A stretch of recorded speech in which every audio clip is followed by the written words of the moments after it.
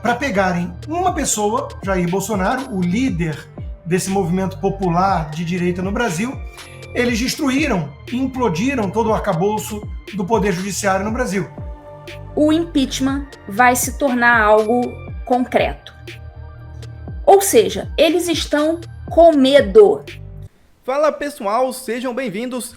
Começando mais um vídeo recheado de informações importantíssimas. Mas antes, inscreva-se agora mesmo no canal, deixe o seu like e compartilhe esse vídeo com o máximo de pessoas. Assim você vai estar me ajudando demais. Giro na tela e notícias a seguir.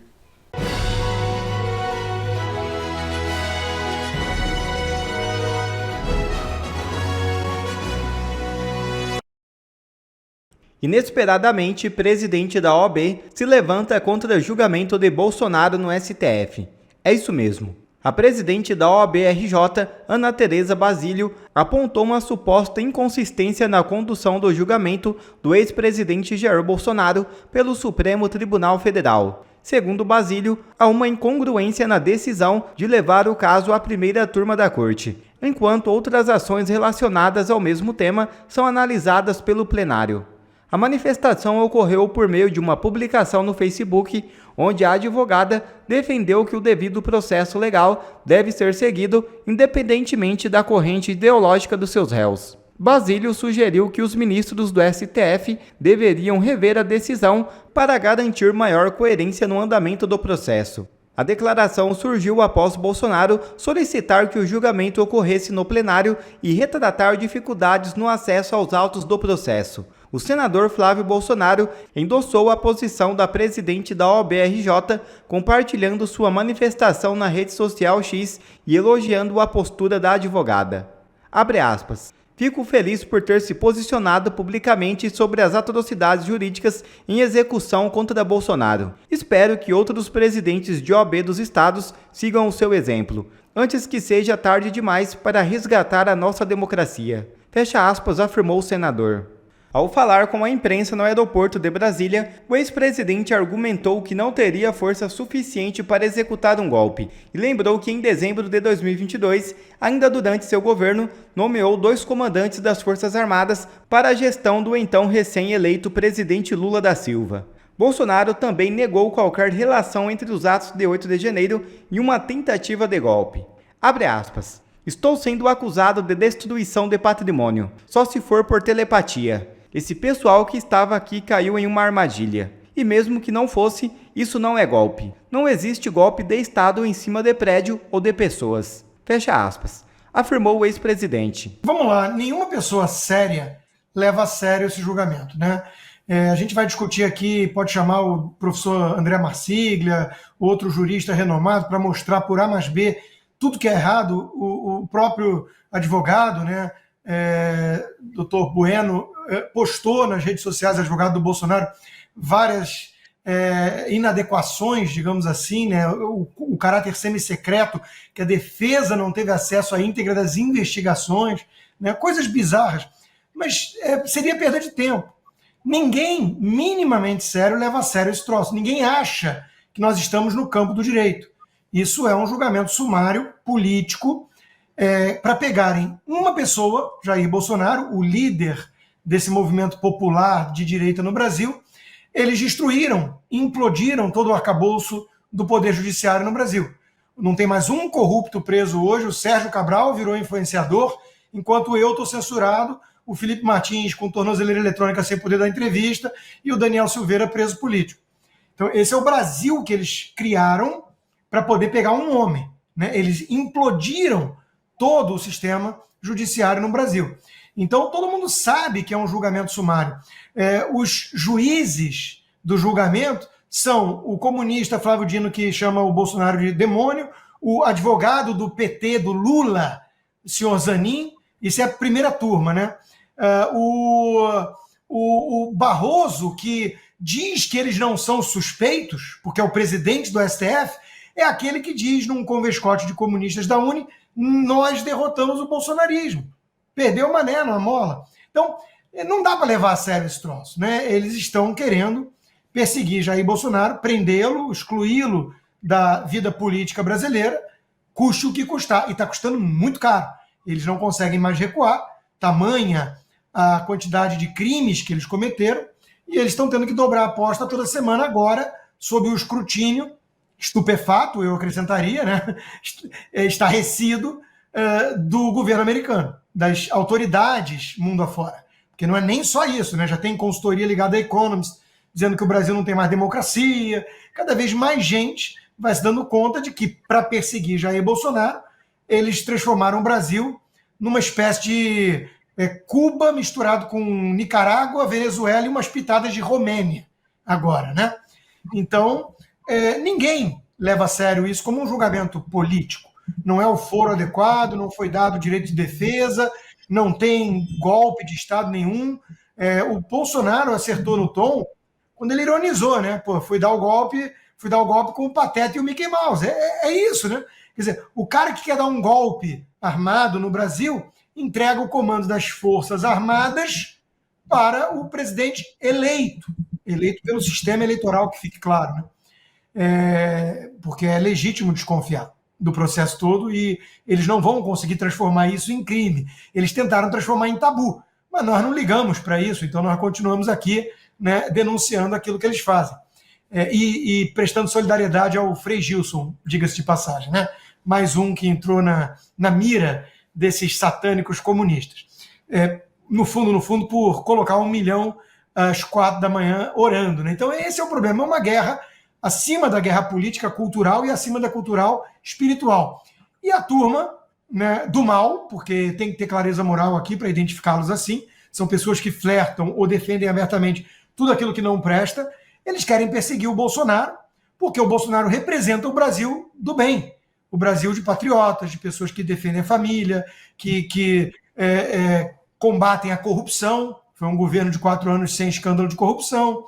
Então eles querem implodir tudo isso, entregando a cabeça ou eliminando do tabuleiro político a cabeça do Jair Bolsonaro.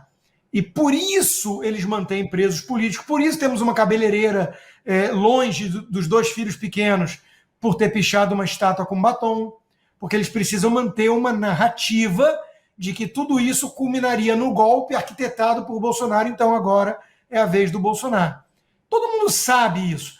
Eu vi esses dias recentemente, voltei a rever, já vi umas 4, 5 vezes, a trilogia do Batman do Christopher Nolan. E o último deles, com o vilão, o Bane, né, aquele que usa o negócio, ele é o jacobino da história. Né? O Joker é o nihilista, aquele personagem meio do Dostoiévski. O terceiro é o jacobino, é o revolucionário que quer atacar os ricos e tudo mais, a luta de classes, aquela baboseira toda que vem desde a Revolução Francesa. E ali naquele filme tem aqueles julgamentos sumários que eles fazem. É exatamente isso que o Bolsonaro está sendo vítima agora. São os julgamentos soviéticos, os show trials. Todo mundo já sabe o resultado desse troço, mas eles precisam fingir que mantém as aparências. A gente não finge que acredita, não. A gente sabe quem são os golpistas nessa história. Vamos lá. Eu falei, se não me engano, foi na semana passada, não foi? Que eu falei sobre o Eduardo. E agora está havendo desdobramentos desse caso do Eduardo. O Eduardo, até agora, pelo que eu soube, ele não voltou para o Brasil, mas estava para voltar. Parece que a viagem ia ser hoje ou amanhã. Eu não sei exatamente. No Instagram dele, no momento, não tem nada, pelo menos antes de eu entrar aqui no TV em Justiça, eu não vi nenhuma indicação de que ele estivesse em aeroporto, nem nada. Mas, enfim, não necessariamente ele vai publicar, né? Talvez ele chegue em silêncio no Brasil, não sei. Se é que vai chegar, a gente não tem essa informação ainda. Mas o Eduardo Bolsonaro, ele questionou no X, por quê? Tá aí a publicação dele. Ele questionou por que já passados os 5 dias que o Moraes deu para o Gonê se manifestar sobre a suspensão de passaporte dele, do Eduardo, por que até agora não teve manifestação? Ou pelo menos não soubemos de nada relacionado ao Gonê já ter apresentado ou não uma manifestação nesse sentido, nem pelo sim, nem pelo não.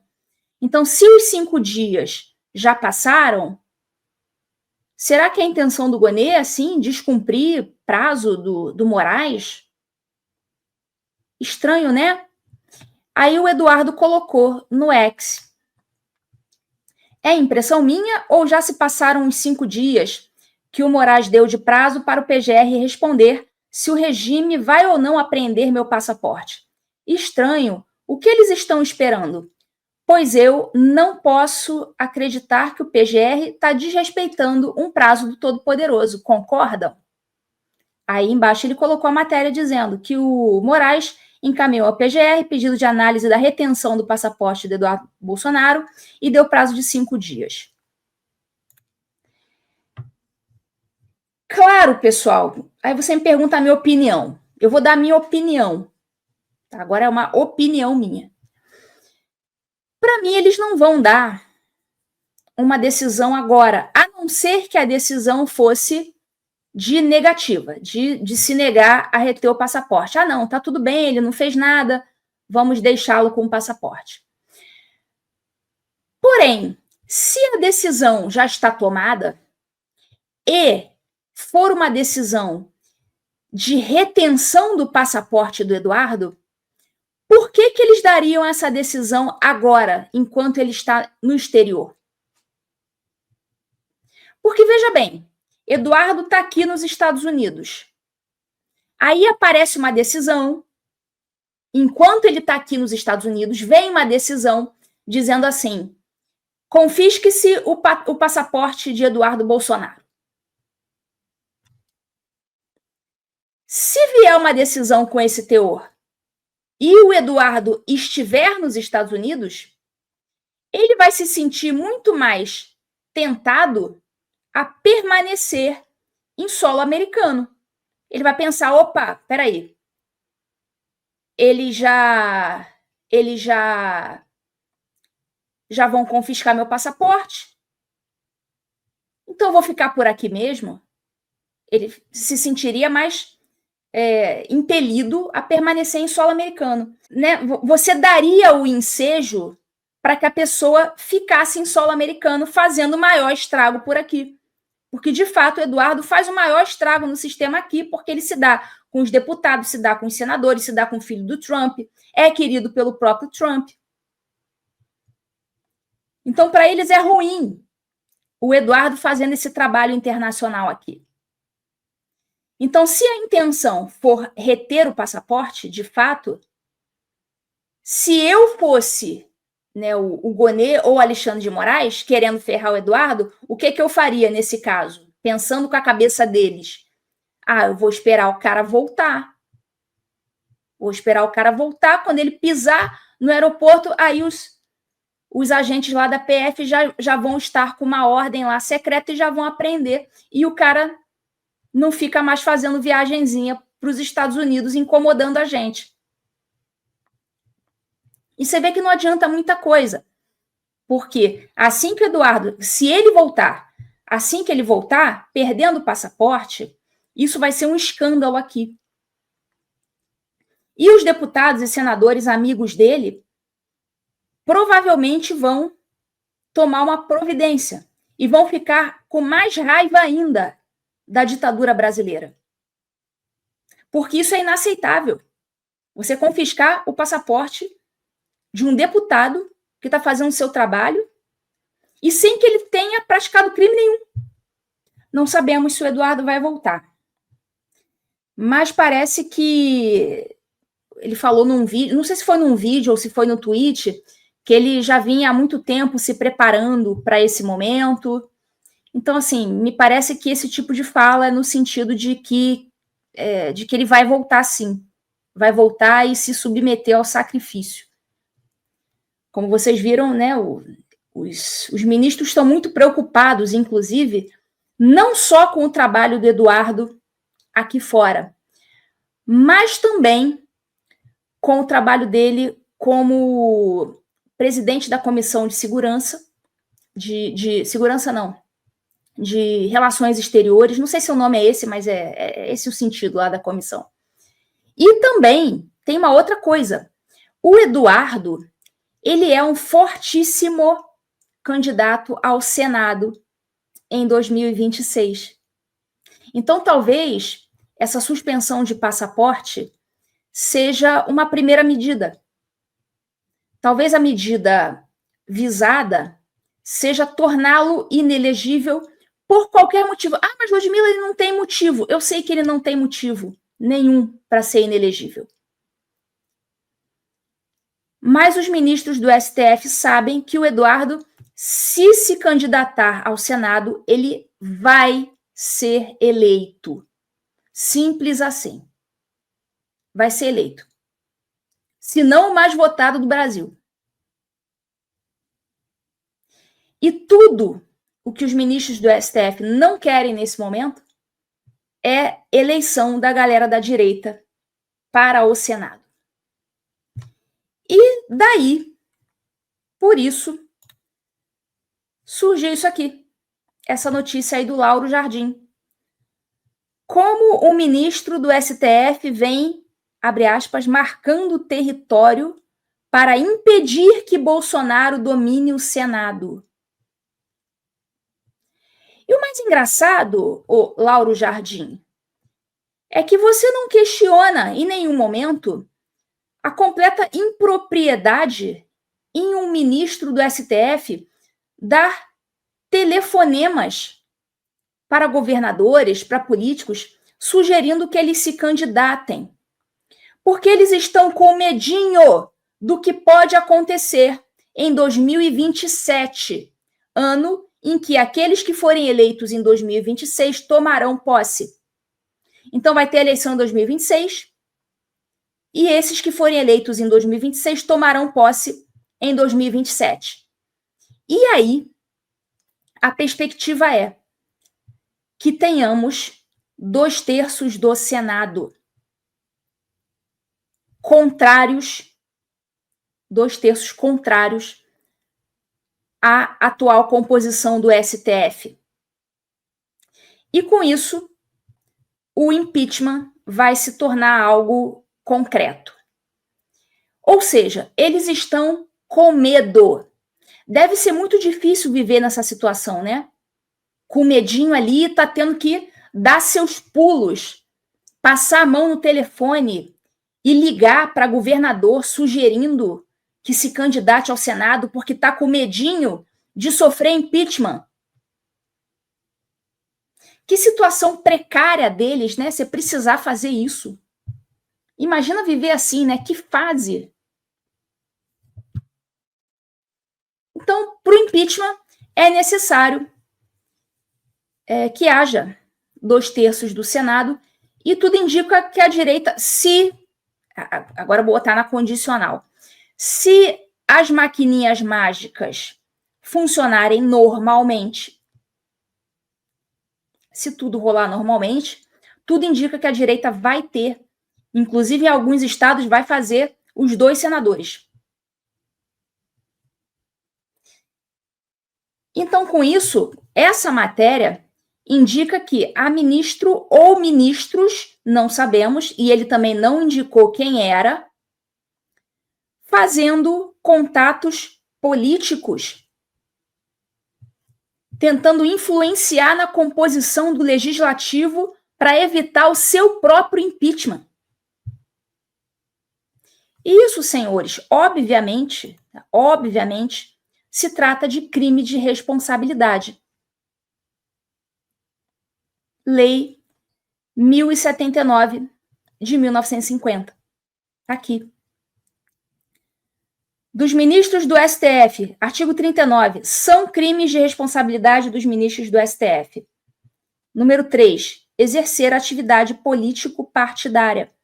Imagina você, em pleno mandato de ministro do STF, em pleno, né, durante né, o exercício das suas funções, até porque é vitalício, né? Só com a sua aposentadoria, só lá para os 75 anos que essa galera sai, né?